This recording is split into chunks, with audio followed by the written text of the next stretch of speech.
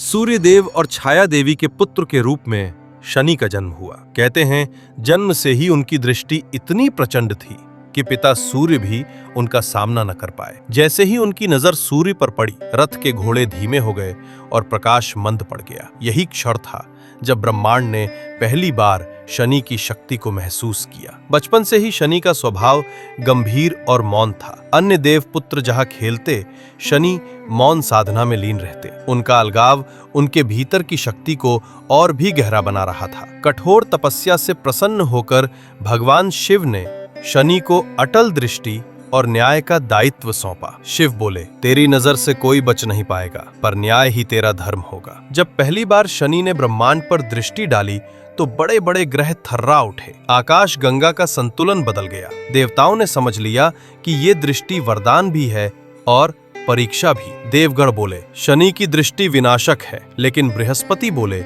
नहीं, ये दृष्टि न्याय की है। जो पापी है वही गिरेगा, धर्मी और शुद्ध आत्मा को ये ऊंचाइयों पर ले जाएगी। शनि कैलाश के समीप तप करते रहे। उनकी आंखें बंद थीं, पर उनकी दृष्टि ब्रह्मांड पर थी। उनकी तपस्या से धरती पर किसान को वर्षा मिली और पापियों को दंड। राजा विक्रमादित्य की परीक्षा लेने शनि ने अपनी साल्हेसाती डाली। समृद्ध साम्राज्य गरीबी में बदल गया, पर राजा ने कभी धर्म और न्याय का मार्ग न छोड़ा। शनि की दृष्टि ने राजा को ये सिखाया कि वैभव क्षणिक है, पर सत्य और धर्म शाश्वत हैं। राजा ने सीखा, कष्ट ही आत्मा का दर्पण है। जब 7.5 पूरी हुई, शनि ने राजा को फिर से वैभव दिया, लेकिन अब उनका हृदय और भी निर्मल था। शनि ने एक गरीब साधक को परखा। उसकी सच्चाई और भक्ति देखकर शनि की दृष्टि ने उसे महान संत बना दिया। देवताओं ने स्वीकार किया कि शनि बिना किसी पक्षपात के न्याय करते हैं। जो छल करेगा गिरेगा, जो तप करेगा उठेगा। शनि के प्रभाव से मनुष्य कभी ऊंचाई पर जाता है,